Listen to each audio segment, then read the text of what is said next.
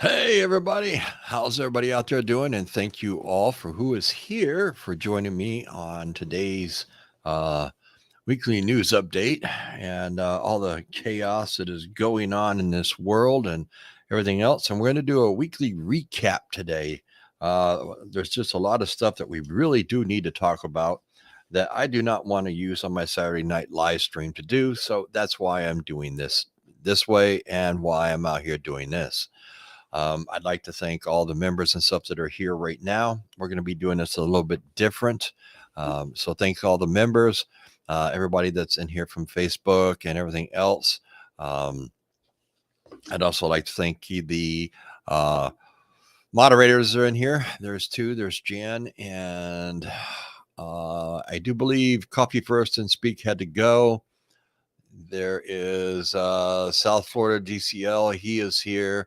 And Jan is here. And that looks like about it. And I'm sure some other people are going to be piling on, but we got so much stuff that we got to really get talking about here. I really want people to be aware of some of these situations and stuff. And I do have all my stuff written down because there is so much involved into this. I want to make sure that I am giving you everything. So we're going to start right off. We're going to give you a kind of a what we're going to be talking about here. So we got what Jeff Bezos told his employees this week and how it will affect Amazon. Quite interesting what he had to say about his own company. UPS Teamsters, they hold negotiations with UPS over the counter offer, which the Teamsters deemed appalling just weeks after 97% of the UPS Teamsters employees who voted to go on strike. We're going to talk about that. Thousands of jobs are being lost to machines, robots, and AI, and why McDonald's workers could be the first to lose all their jobs and be the first ones on the chopping block. Very interesting stuff here, folks. A lot of people could be losing their jobs and stuff because of all this, and it's starting now. It has really already started, but I mean, it's really picking up steam as we are speaking. It's going forward. There's no stopping this at this point. The U.S. FDA approves nation's first lab-grown meat chicken made from animal cells to be sold in restaurants and grocery stores, coming soon to a local place near you. Yeah, we have Bill Gates, and he was all with the steak and everything. At least he went for the steak. Now there's two other companies that he is not affiliated with, and they are, yeah, they're growing chicken meat now. Um, oh Lord, what else here?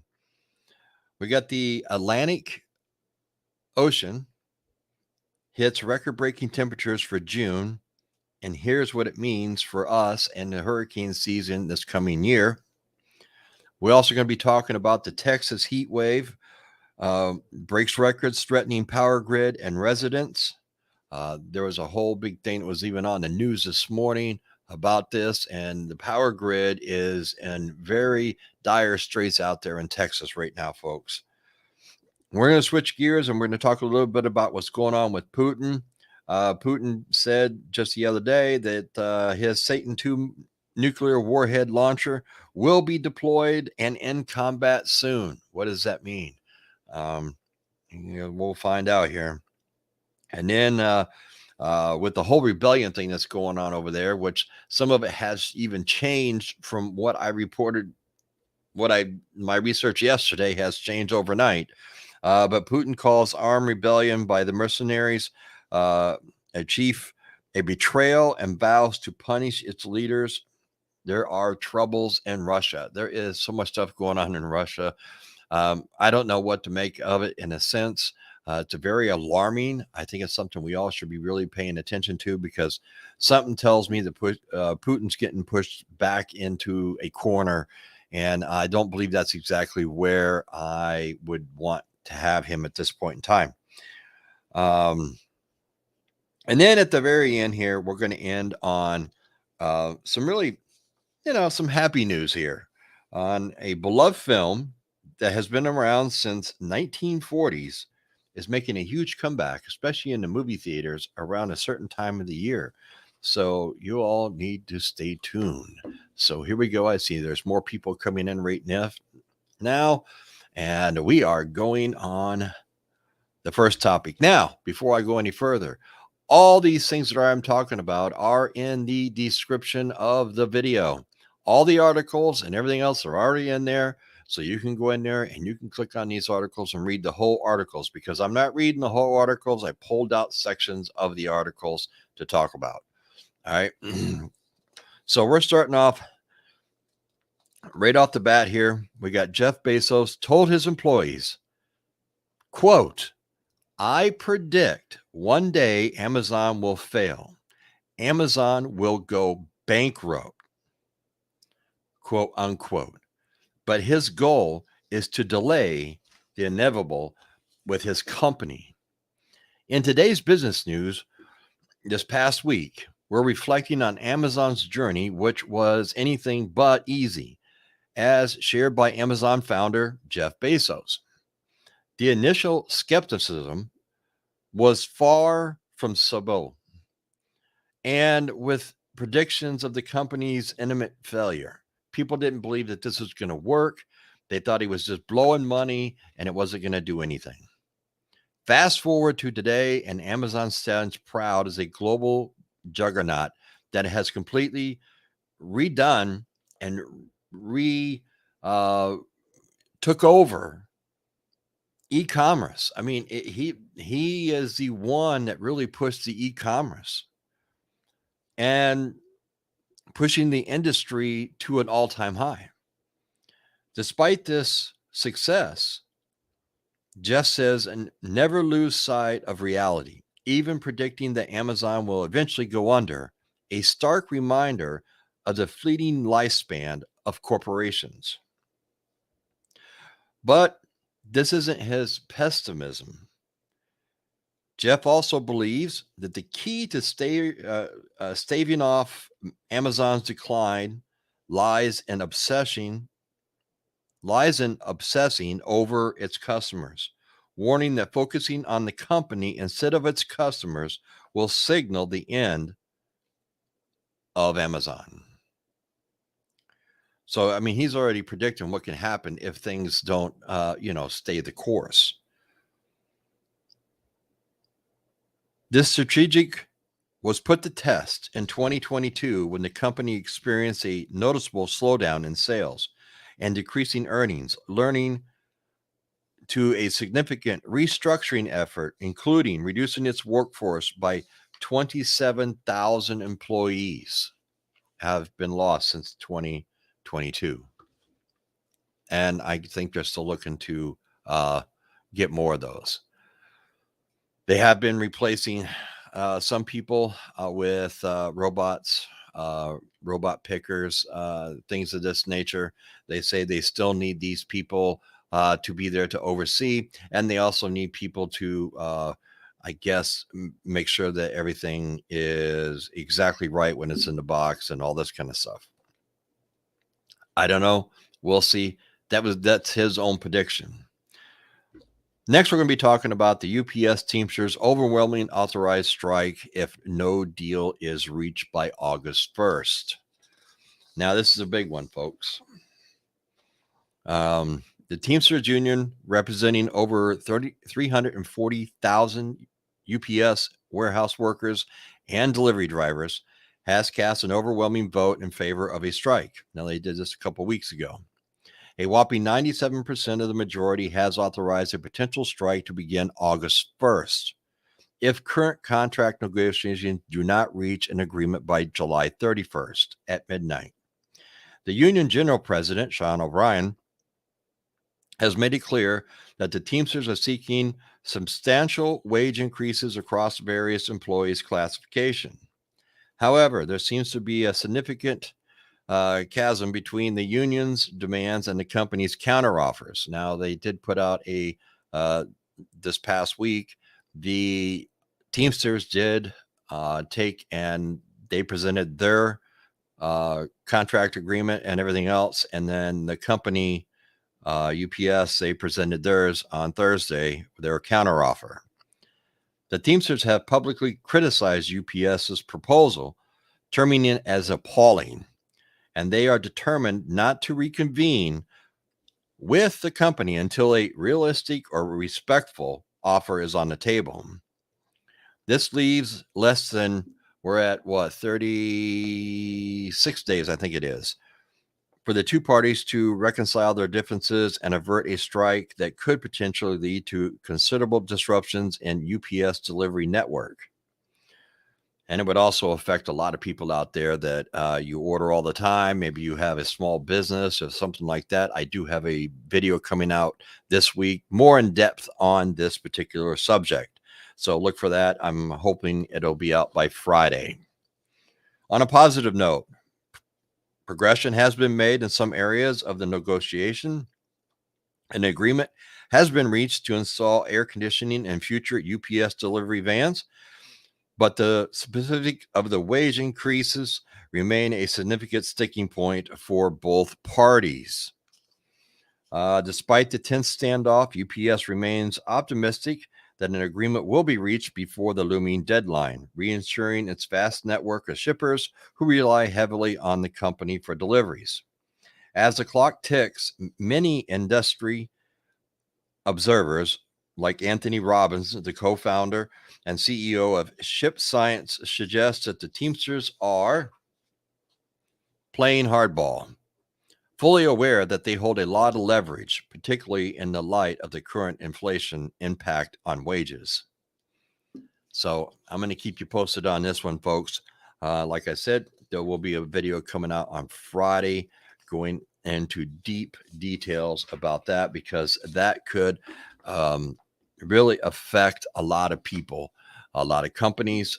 The smaller companies are going to get really hurt really bad. The larger companies may be able to stay off and survive a little bit longer, because UPS does move roughly about 20 million packages per day. Now, McDonald's workers could lose their jobs. Coming soon to a McDonald's near you. It's almost like the McRib, only there's not going to be any ribs left, because it's all going to be done by animation. All right. So the heart of a rapidly changing industry, with a rise in artificial intelligence and automation, sectors like fast food and retail are undergoing an unprecedented transformation. Thank you, Bob R. I do appreciate that super sticker. I'm just throwing that out there right now because it's going to go by here and I'm not really paying attention. It just pops up in a different color. But thank you very much. I always appreciate the support.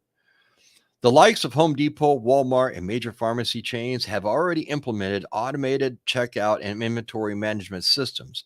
Many are arguing that they are more accurate and efficient, and they can do a better job than people. That's where we're at, folks. I'm telling you. Perhaps nowhere is the shift more noticeable than at McDonald's, where at many locations the customers interact is mostly with machines. Here we go.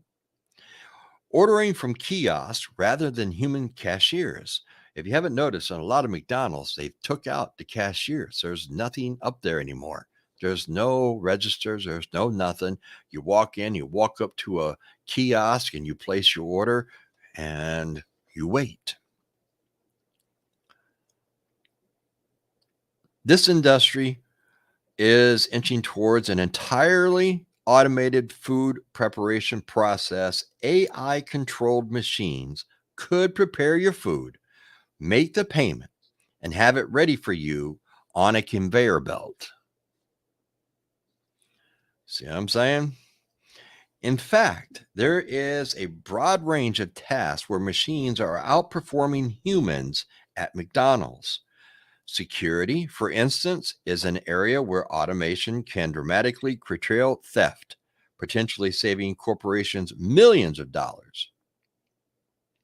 Analysts are already predicting that low-level retail jobs could be particularly in jeopardy to all these changes that are coming. However, these developments bring about a sobering question. Where will all the workers displaced by automation go? And that's the biggest thing. Where are these people going to go? Where are they going to get jobs? Where be, I mean, what's the plan? There is no plan. They're not going to be working. Given that the personal costs among the highest expenses for these corporations, the finance incentive to automate is clear. But as we enter this new era, it is critical to consider the broad social impact and ask what happens when people walk into McDonald's and don't see a single company employee worker. There'll be no managers. There'll be nobody there. There'll be nobody talking about, your food. You're going to argue with a robot or a computer that your food isn't right. It's cold, whatever it may be. As always, make sure that we all stay ahead of the game. And I don't know where this is really going. It's really starting to get pretty scary out there with all this AI stuff and the computers and robots and everything else. And it looks like McDonald's is going to be the test chicken for this whole thing here. No pun intended. So the McRib and the chicken tenders and the French fries should all be perfect. And they should all be the perfect temperature when it is served to you. Now, let's move on to some real disturbing news that we need to cover here. All right, we all know how Bill Gates has, I've done videos on that, and how Bill Gates has turned around, and he is always been pushing his lab-grown meat, his steak. Now, supposedly, they grow it and everything else, and supposedly it's delicious, from what he says. But now, the U.S. FDA just approved the nation's first lab-grown meat chicken made from animal cells. And this is where we're going. While the U.S. Agricultural Department has sanctioned the commercial sale of lab-grown or cultured meat by Upside Foods and Good Meat. Those are the two companies that are producing this lab-grown chicken meat now. Okay? There are several challenges that they still have to overcome, but they do have the approval. These California-based companies, surprise, surprise, must confront the high cost of production and the current inability to produce on a scale comparable to the traditional farming methods. That means they need to mass produce this stuff.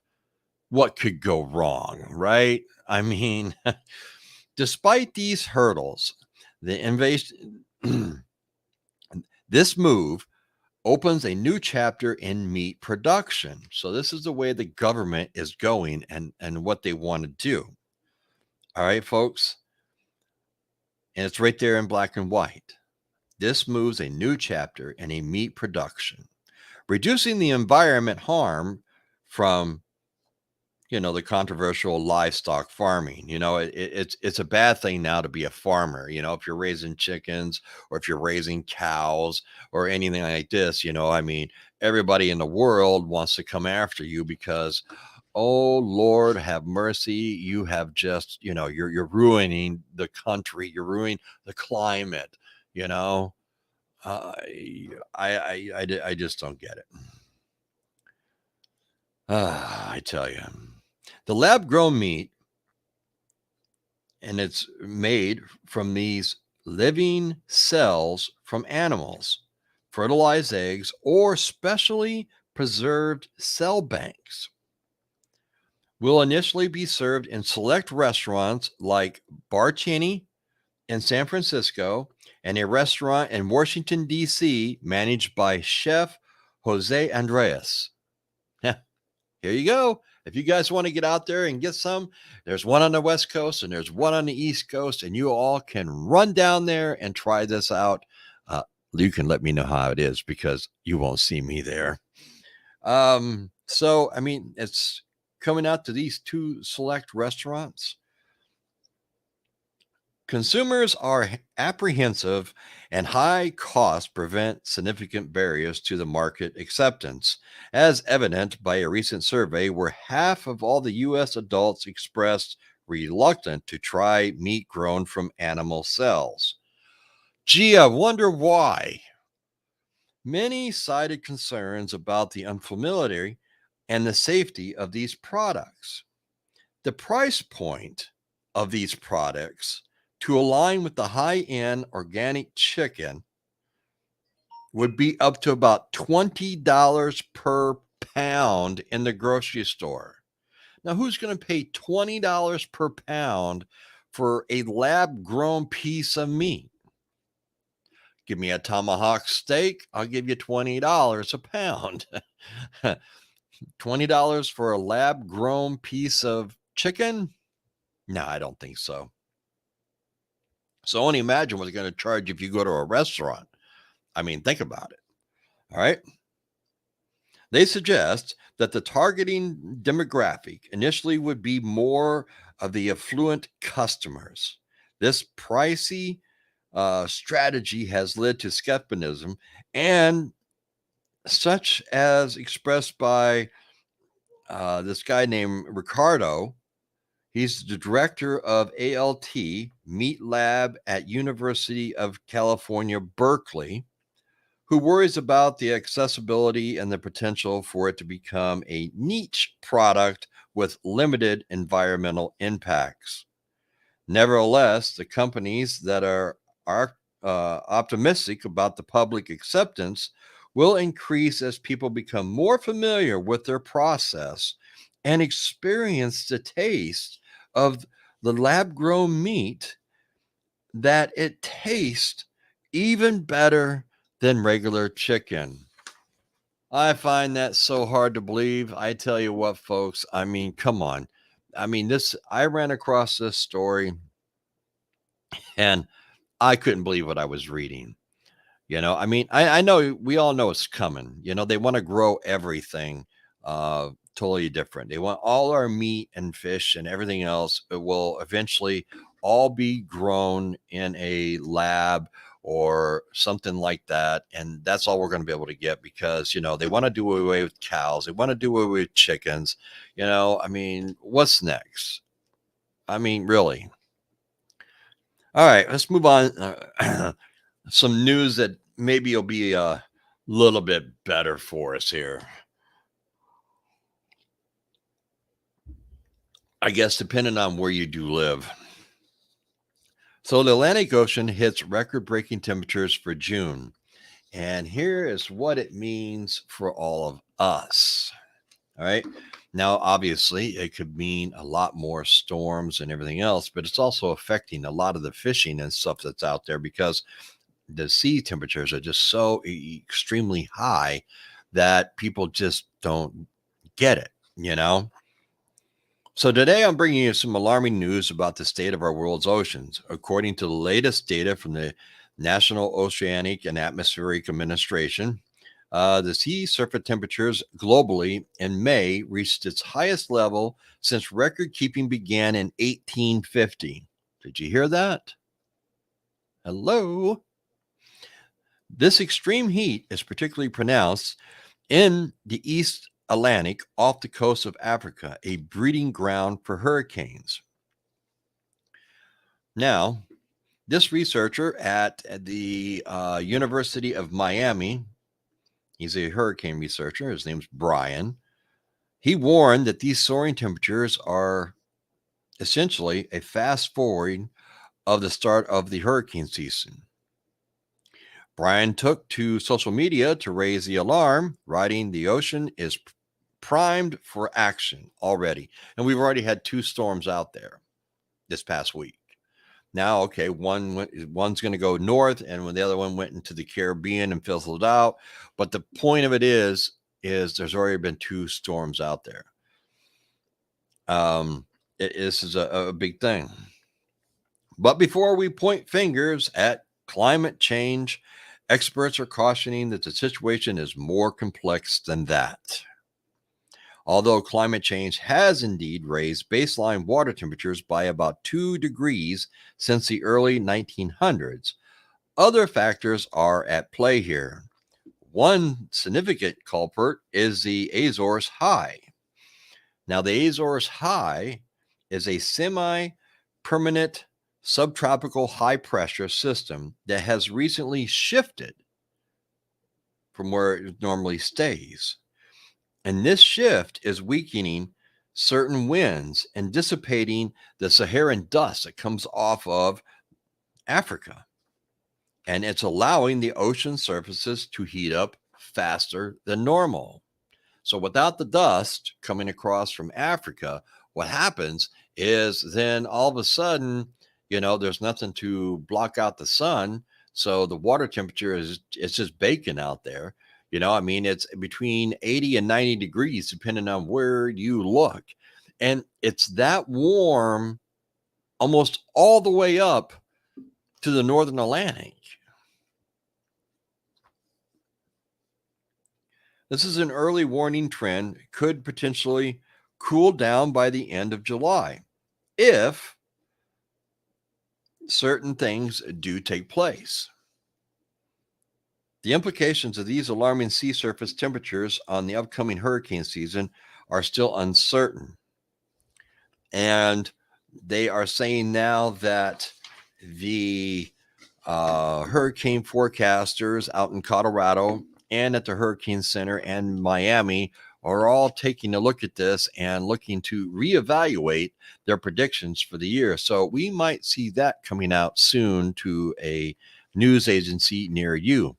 Now, if you live in Wisconsin or something, this doesn't really matter to you. If you live in the Gulf Coast, from Texas to Maine, yeah, it's bothering you. All the Gulf Coast, the East Coast, and everything else. I mean, because these things get really bad really quick, and Lord only knows what can happen. I mean, look at all the crazy weather we've already had. We've had hail out in Texas and everywhere else. I mean, hail the size of grapefruits. I mean, do you guys see the videos? I mean, this is just unreal. And the tornadoes that we've been having are just, I mean, they keep coming and coming and coming. Towns are being wiped off the map.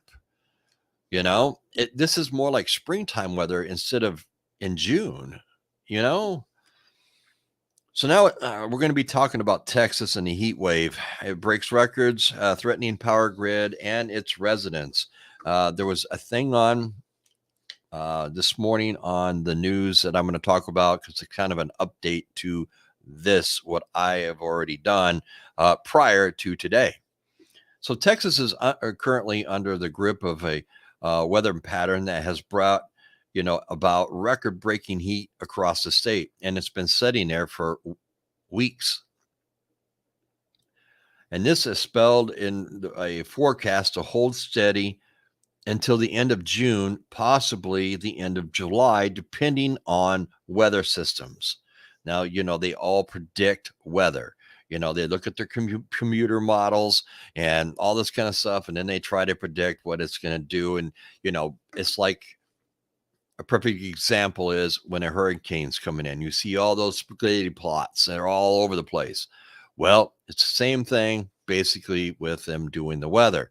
They're trying to predict all these different models and everything else, and which one could be right and which one isn't. All right. So there's a likelihood that this could smash even more historical temperature records in the coming weeks and months. ERCOT, the state's power operator, has been compelling and has issued an alert due to the soaring demand for electricity as people try to alleviate the oppressive heat, which is in turn is putting significant strain on the electrical grid. Now, what does this do for all these people that have electric cars? I mean, Who knows? As most people in the residents and stuff in Texas have been, you know, asked and told that they need to try to conserve their power consumption. They don't want them using anything that they don't have to use at this point in time. This sweltering heat is the outcome of this persistent heat dome that has just been right over the area. A high pressure system that has enveloped Texas is slated to extend its reach to the Central Plains and parts of the Mississippi Valley, making millions more experience similar soaring temperatures in the weeks and the month to come. The impact of this heat dome has been particularly significant in areas like San Angelo and Del Rio. San Angelo experienced its previous record high with temperatures hitting at an astonishing 114 degrees. Del Rio, on the other hand, shattered its all-time record high of 112, a mark set in both 2020 and 1988 as temperatures surged to 113 on Tuesday this past week and rose even further to 115 on Wednesday. I mean, the place is baking. Did you guys see the thing on it was a TikTok video, and they're cooking cookies. They're making cookies on cookie sheets on their dashboard, and they actually get cookies. It's hot. To put the severity of this Texas heat wave in perspective, even Death Valley, California, known for its extreme heat, has not recorded a temperature yet this year above 113 degrees so far. The ongoing heat wave is not only causing soaring temperatures, but is also marked by high humidity and powerful solar energy. This combination escalates the risk of heat related health issues like dehydration, heat stroke, and heat exhaustion. Concurrently, the heat is fueling severe thunderstorms, leading to power outages and destructive winds, tornadoes, large hail, and it's making the ERCOT's challenges as it faces the possibility of rolling blackouts due to record power demand, even as the heat dome expands and reduces the likelihood of storms. And this is what this AccuWeather expert warned, that the intense heat could endure, possibly even until the Independence Day weekend or even further as it moves inland and heads towards the Great Lakes. So they're saying that this is going to be going up. So if you people live in those areas going up through Missouri, Oklahoma, you get up into Illinois, Kentucky, Tennessee, Indiana, Ohio, Michigan, they're saying this is coming your way. So you might want to try to start making some plans now. Now, before I go any further, the update to that story that they talked about this morning, they're really having a problem with the power grid out there. And this isn't the first time that Texas has had to deal with this whole power grid thing. You know, they had that huge ice storm a few years ago, and they lost power for, I mean, days on end. Water pipes froze, roofs collapsed, they burst in the walls. I mean, it was a total disaster. And now they're dealing with this huge heat wave, these severe storms. The grid is down in so many areas, and major power lines that feed a lot of different areas that may not even be affected, as reported this morning on the news, that they are saying that it could be 2 to 4 weeks before they have the power back up to all areas, barring that there is no more significant storms and the heat breaks. This is a good reason why you prep for these types of scenarios. As I have always said, these type of things we know are going to be taking place. I mean, we got a pretty good idea this is what we're in for. Like Texas, they get, they get hot, they get severe storms and everything else, and they can get hurricanes. Like here in Florida, we plan for hurricanes and things of this nature. Wherever you live in your area, that's what you need to be basing your preparedness off of, period. It's a perfect example right here with Texas. All right, moving on down the line. Putin says that the Satan II nuclear warhead launcher will be deployed in combat soon. He also said that that was supposed to be done like 2 years ago or a year ago, I think it was. A year ago. So Russian President Vladimir Putin announced today, this was on Friday, that Russia's intercontinental ballistic missile, nicknamed Satan II, they're prepared for imminent combat deployment. The exact timeline remains unclear, as well as whether these powerful weapons would be introduced into the current conflict in Ukraine. First unveiled by Putin in 2018, the RS-28 missile carries significant firepower and reach. Each one of these missiles can hold at least 10 nuclear warheads or hypersonic glide vehicles.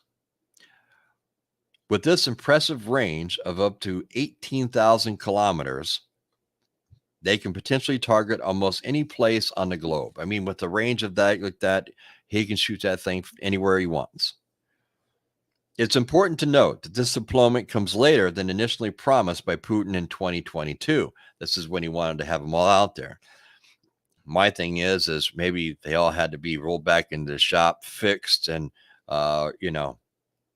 all this kind of stuff. You know how all this Russian stuff is.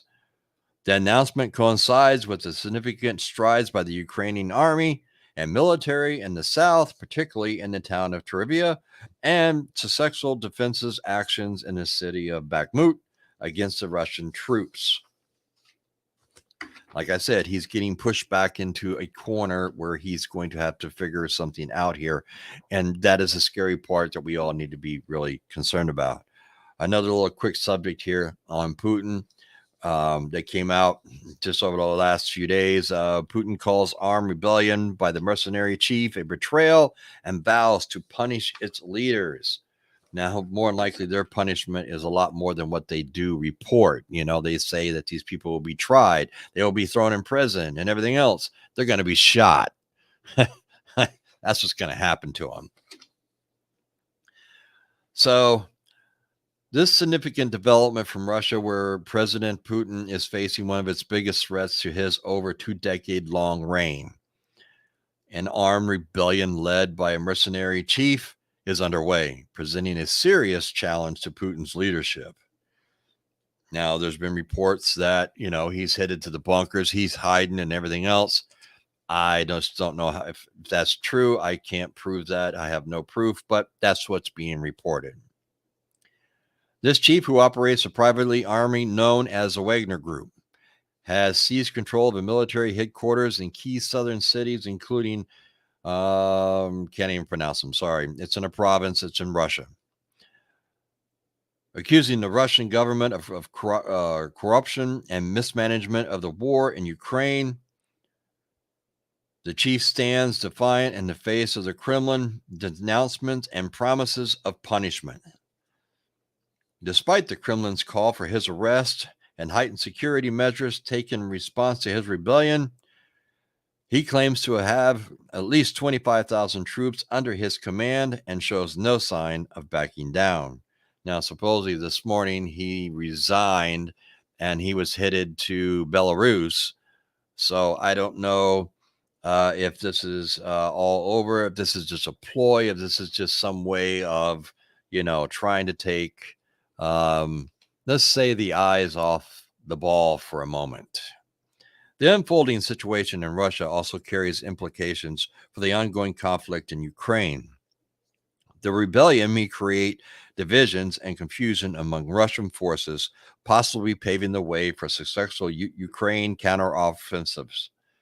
All right, so uh, there is a thing that's out there where the Ukrainians are looking at this as an advantage because there's holes now in these lines where they want to get into, and they're going after this, and they're going to try to take back control of certain areas. Meanwhile, on the global stage, Western countries, including the US and the G7 nations, are closely monitoring these developments. They have expressed their unwavering support for Ukraine amidst this crisis. And we all know that, I mean, everybody out there, they're doing all they can. I think NATO, if something does happen um, on the nuclear side, I do believe that NATO would probably be involved, which would mean we'd be involved. Um, I don't think they're really going to sit back and they're going to let any uh, um, thing go something of that magnitude go responded to. I think there would be a very high response. My only fear at that point in time would be if the response is nuclear or if the response is something else.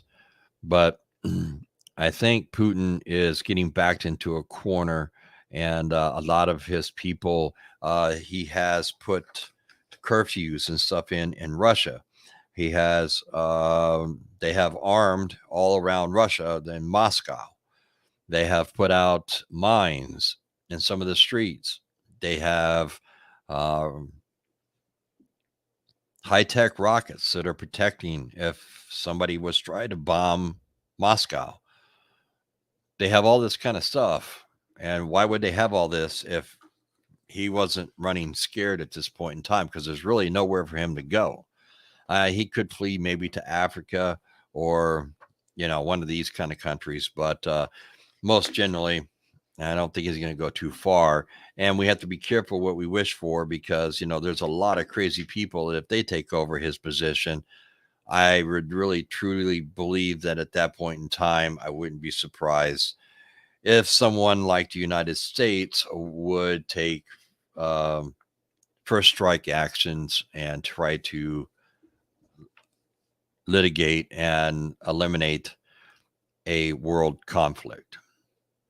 I don't know. We'll have to wait and see how this plays out. It's just it's a really, really, really sad thing that's going on right now. Now we're going to end on a really good story. And maybe I'm thinking most of you people out there will understand and what I'm going to be talking about. It's a Wonderful Life still draws fans to movie theaters decades after its release. This is quite amazing, folks. There's still some hope for the American people. This Yuletide classic, It's a Wonderful Life, once overlooked both at the box office and the Oscars in the 1940s, has experienced a remarkable revival since the 1970s and beyond, becoming an essential part of the December TV schedule and a regular feature in an exclusive group of independent art theaters throughout the U.S. This past year marked the 75th anniversary of its widespread release in 1947. And this milestone is being praised with screenings in over 1,000 different theaters nationwide, thanks to the partnership between Turner Classic Music Movies, Paramount Pictures, Phantom Events. Starting from December 18th of this coming year, fans are going to be treated to they're going to redo it, I guess. It's going to be a cinematic delight with select independent theaters like the Manhattan IFC Center playing the film even earlier. Following the life-changing Christmas Eve of George Bailey, the movie has established itself as a holiday tradition. With yearly screenings at venues like the Bellacourt Theater in Nashville and in Hartford, Connecticut, attracting a faithful audience. This film can be traced to its enduring message of an individual's worth, a statement echoed by founder of the It's a Wonderful Life Museum in Scenic Falls, New York.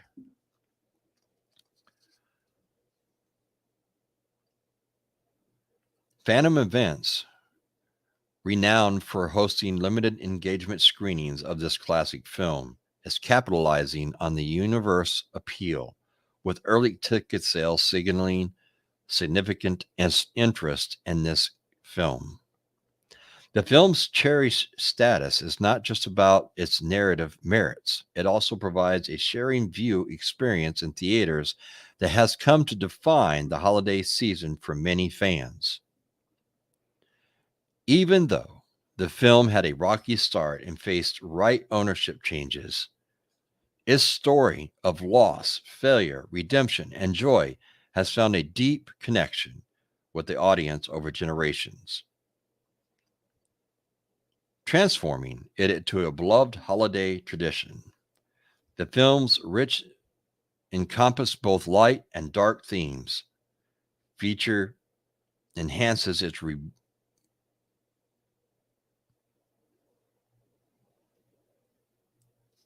reliability and enduring appeal.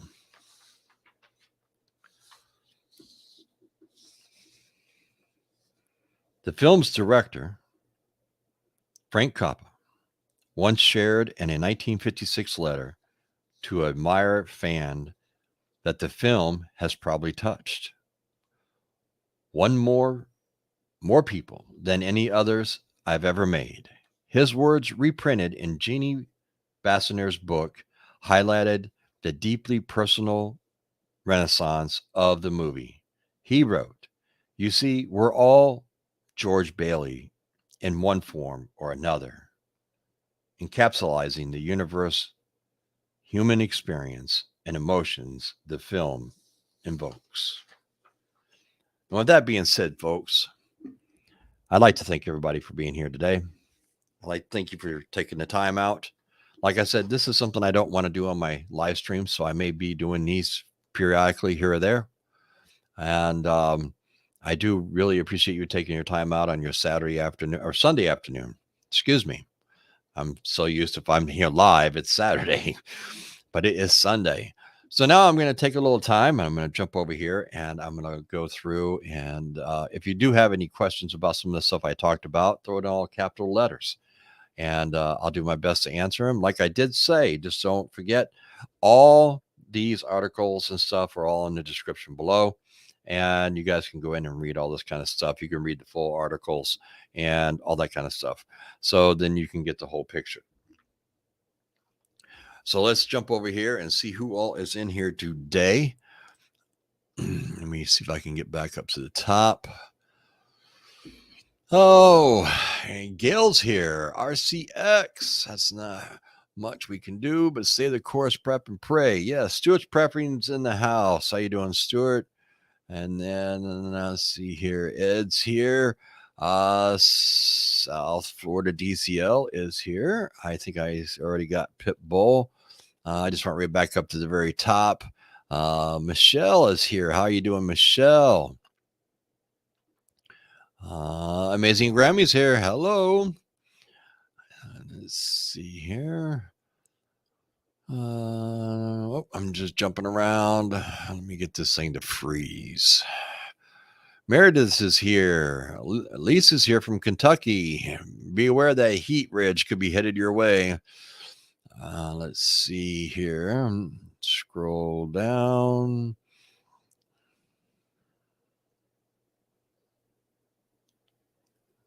So Big Ray says, tell me something I know already. A lot has gone down. I'm ready for it. Bring it on. Well, I'm just trying to make sure everybody else is ready there, Big Ray. Let's see here. Who else is in here? Pitbull and Jan, everybody. That must have been when I was talking about the good old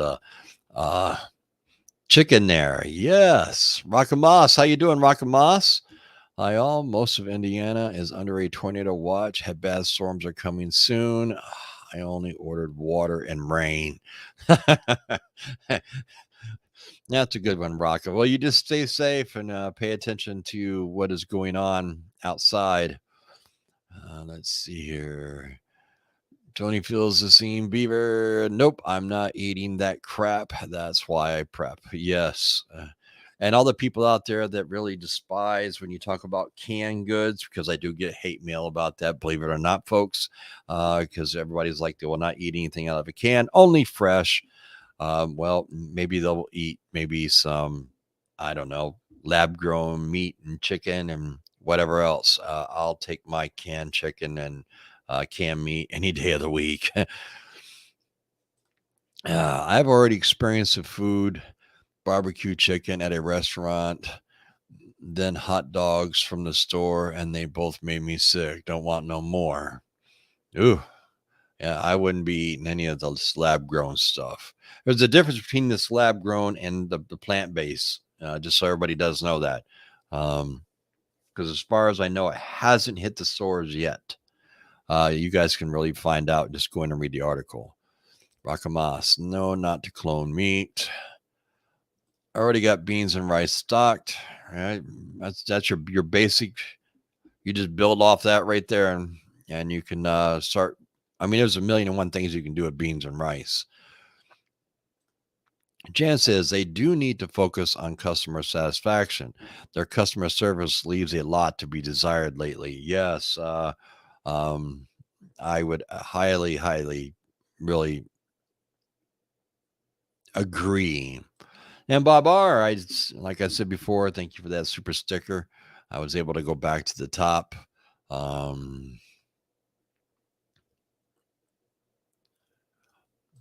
all right, Joni, you have a great day. Thank you for tuning in. Let's see here. What's up, my peeps? Sean's here. Good afternoon, everyone. Checking in from Northern.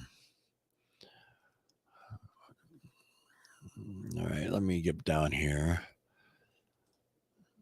Oh, Sean, thank you very much. I really do appreciate that. You know, that really helps the channel out. And I really do appreciate everybody that is here. Everything that everybody does helps this channel out. It is not necessary, but it is very, very greatly appreciated. Thank you very much. RCX, I saw your comment on the other day. Craigslist is also a good avenue for free wood. Could be, yeah. I don't really do a lot on Craigslist. There's too much crap that goes on there. Ohio has a bad weather coming around 5:30. 96 degrees in South Mississippi with a heat advisory. Yeah, so it's 96. It probably feels like what, 106 or so. That's usually what it does down here.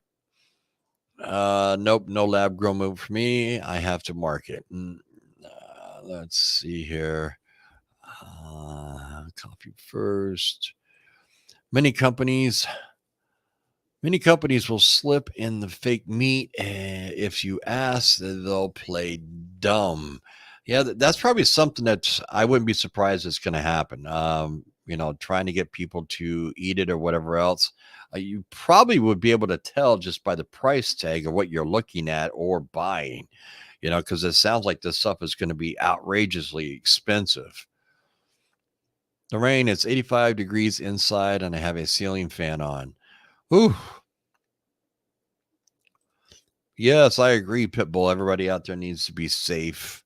If you are under tornado warnings or watches, severe thunderstorm, I mean, the weather with this El Nino is the jet stream is so screwed up right now with this thing. It is just everything's all screwed up. Weather everywhere is just totally screwed, and we can't figure it out. I mean, oh, hello from Texas. I hope you're doing all right out there, Cindy. Awful hot out there and bad weather and everything else. So I hope you're doing fine. Your family's fine.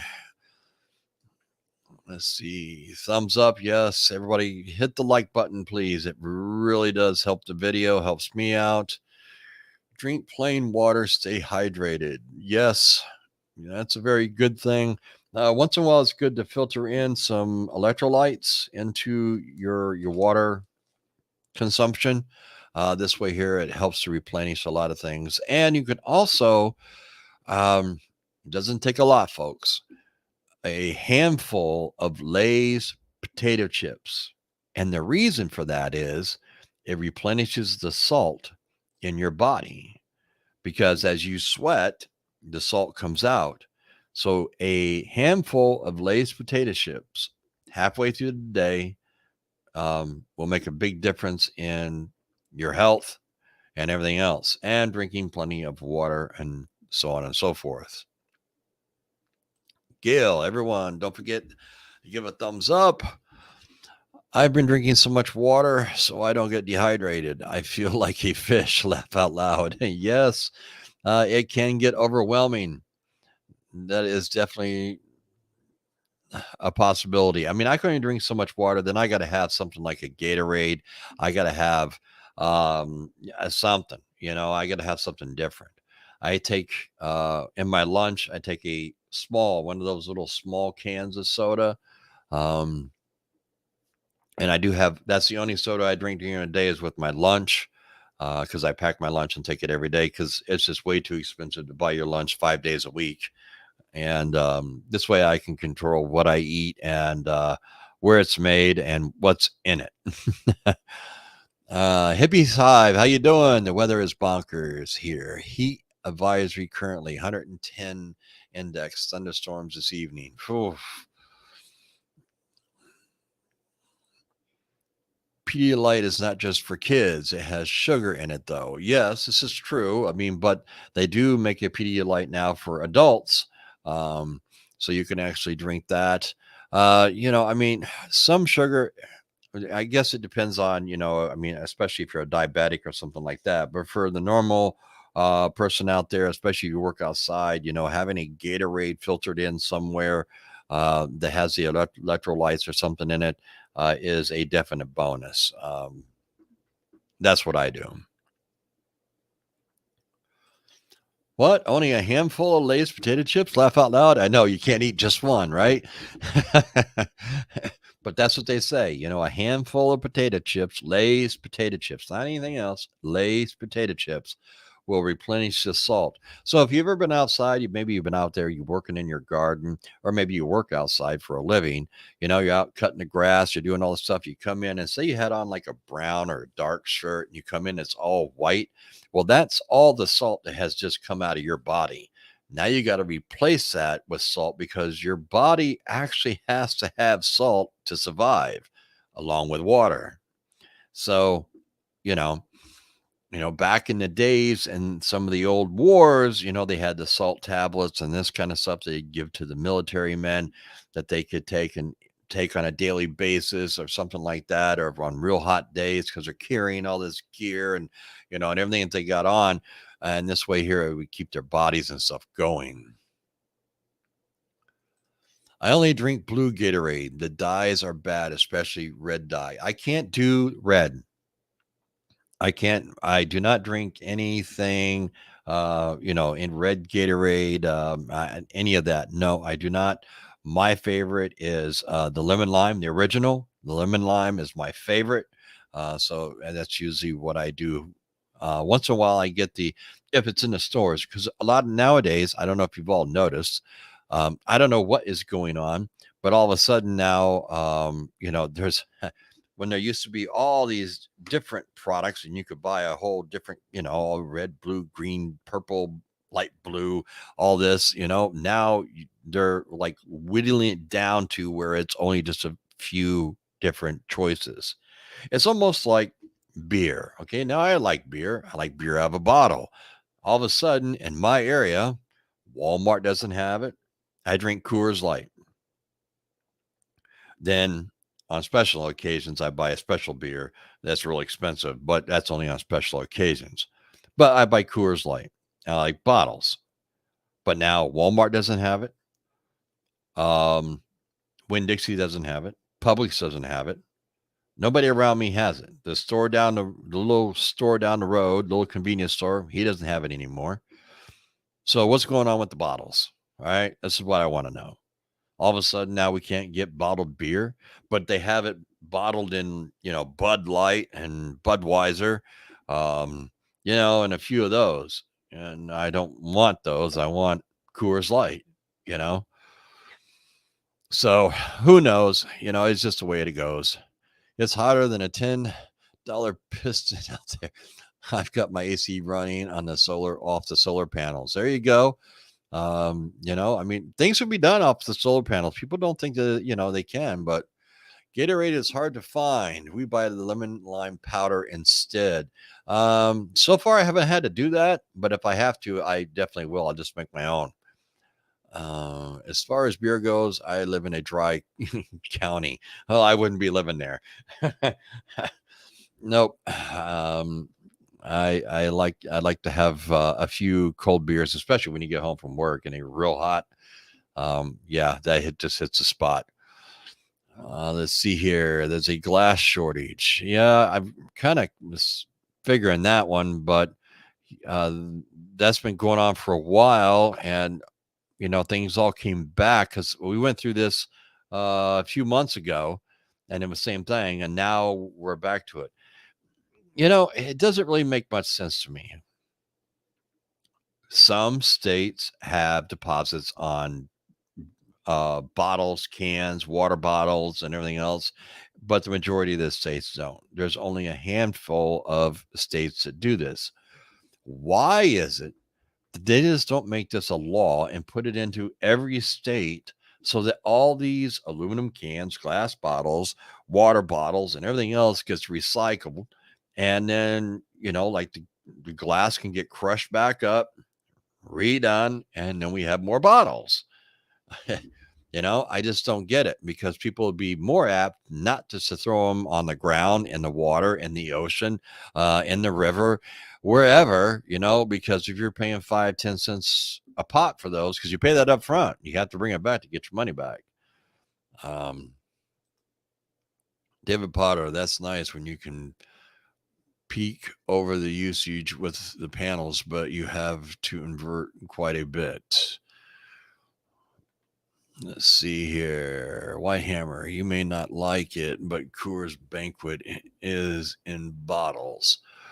Yeah, I'm thinking about trying that Coors Banquet. I know my wife's father, he loved that. And I never had one, but I mean, they have that in the stores. Now that is in the stores. I can get that. It's a regular Coors Light you can't get. So I may have to try it and just see because I'm just not real big on cans. Um, but it is what it is. It's not the end of the world. And hey, yes, aspartame or one of the other chemical sugars. There's so many of them out there. Who really knows? I don't drink Gatorade or Powerade. I drink coconut water. It's much better for you. Yeah, this is true. I drink it for like I said, the electrolytes and things of this nature. And I that's what I have read too. Stevia and monk fruit sweeteners are supposed to be safe. That's what they say. It's better to go with one of those two than it is any of the other ones, unless it's just regular sugar. Um,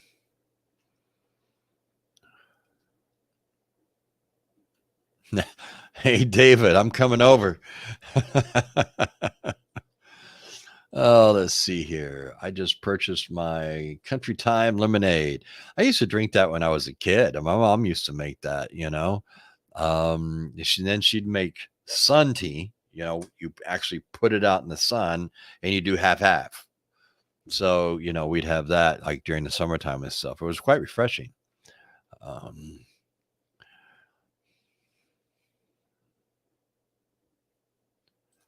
Meanwhile, in my town is discontinuing the recycling program altogether. Arkansas over here winning.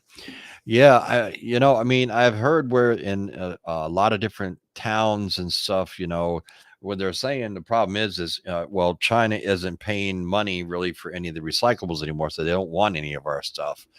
And I mean, why can't we just do something with it ourselves here and make our own products again?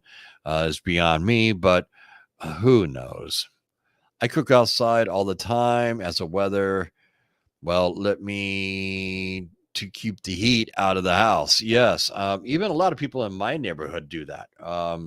They actually have, some of them have screened in like their back porches, or they have poured these concrete slabs and screened those in. And that's where they cook in the summer. I set up out in the garage. I have stuff that's set up out there, my flat top and all this kind of stuff. I mean, sometimes I'll cook out there instead of in the house because it's just way too hot. And why do I want to make the AC run even harder? So I'd rather just go out in the garage. I can put the music on. I do my cooking and stuff, open up the garage doors. I got fans out there, and there you go. You got to do what you got to do. Right? I mean, that's what we have to do. I'm with you, Charles. I don't like cans either. I don't really care for just Coors, but Coors Banquet, I think, is pretty decent. All right, I'll tell you what, Hammer, I'm going to give it a try. And I'll give it a try and I'll let you know. And, we got to do something. Let's see, real stevia, not pressed in a pack, I think. I don't know. Ooh, sun tea. Yes, I love sun tea. Uh, my mom used to make that almost year round, except for, in the winter, if it got real cold, obviously she wouldn't make it. I do remember though, one time, because my dad really wanted some, and she set it in the window seal and the sun was out, but it was like, I don't know, 10 degrees outside. And she set it in the window and it worked. I mean, hey, did a winner, but she made sun tea. Let's see here. Number 111. All right. Thank you. All right, here. Let's see. What else we got going on? I've been having cold lunches at like tuna fish and mayo. Yes, BLTs this time of year are like the perfect summertime food. I mean, who doesn't like a good BLT? Well, it may be natural to start with. It's processed with chemicals, usually stevia. I have been reading helps prevent pregnancy. All right.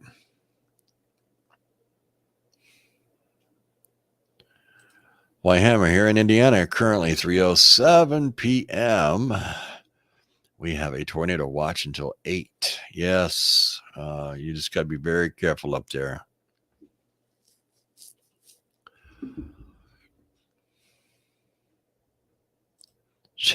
I'll send you a load from Minnesota in bottles. Okay, that works for me.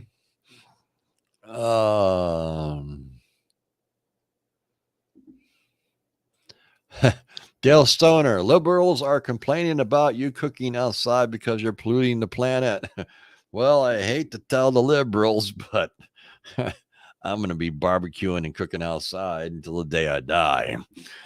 Because if you can't buy, even if they take away propane, even if they take away charcoal or anything else, what are they going to do? Burn all the trees down and cut them all down? Where there's a will, there's a way. All right. Haven't had sun tea in a long time. My grandma used to make it. I haven't had it in a long time either. Yeah. Amazon Prime days are coming up, July 11th and 12th. Yep. Question. Charles, do you already have a video on making a homemade water filtration system? No, I do not. Do I? No, I do not. Any of my water filtration systems and stuff are all what you purchase in a store or something like that. There are several ways that you can do it. I mean, you can, there's tons of videos out there on it. Um, it can be done. It's not really that hard to do. Nevada, Sun Oven, yes. Don't give don't give them any ideas. Yeah. BLTs are always good. Yes, Jay, I do totally agree. Ray Hall was going live later today. That means there's more tornadoes expected for the mid states eastbound.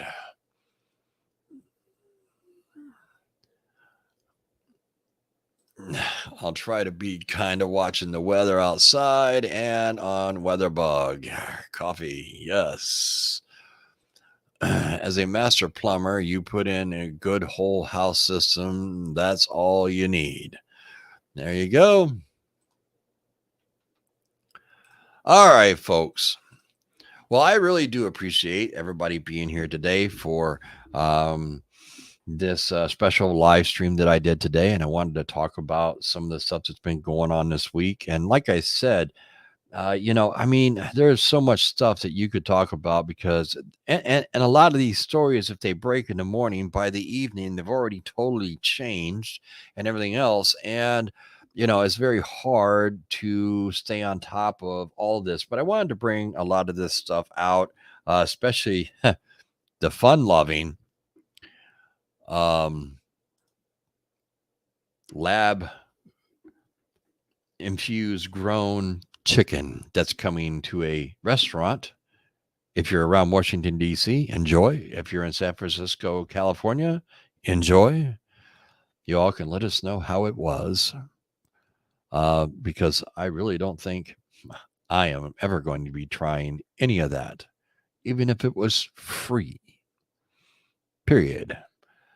So, but thank you all for everything that you've done for this channel. Thank you for all your support. Thank you for showing up on this extra live stream this weekend. I really do appreciate it. I don't know if this is something I'll do every weekend, but maybe once or twice a month, maybe do something like this, a little special or something. I'd like to thank all the members. I'd like to thank all of the moderators and everything else that are here. And I know this is kind of off base and, a little odd time on a Sunday. And I'd also like to thank everybody that did contribute with the super chats and stickers and things. I really do appreciate that. That does help the channel. The one thing that really does help the channel, if you just please hit that like button before you leave, or even better, subscribe and hit that notification bell. Now, I do have a video that's coming out in about 45 minutes, and it's a premiere. So you may want to stay tuned for that one. It's pretty good, and I think it's going to really, you're all going to like it. There are some videos coming out this week. Like I said, I'm going more in depth on the whole UPS thing and everything else. That video will be out this coming Friday. So look for that Friday at 5 p.m. Eastern Standard Time.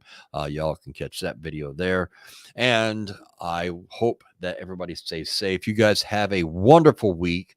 Make sure you're paying attention. You're keeping your eyes open.